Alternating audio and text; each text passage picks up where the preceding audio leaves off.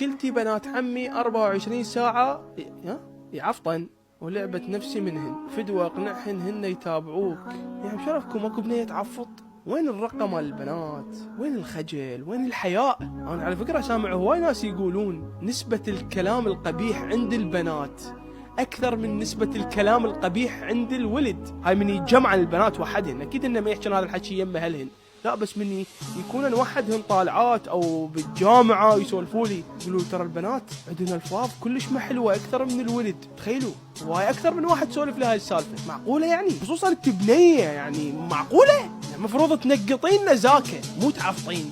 هاي ذكر مرة كنت دا اتمشى كانت تجيني امرية قالت لي انت فيديوهاتك كلش حلوة بس لو توخر العفطة من الاغنية لانه اولادي يتابعوك ودي يتعلمون منك.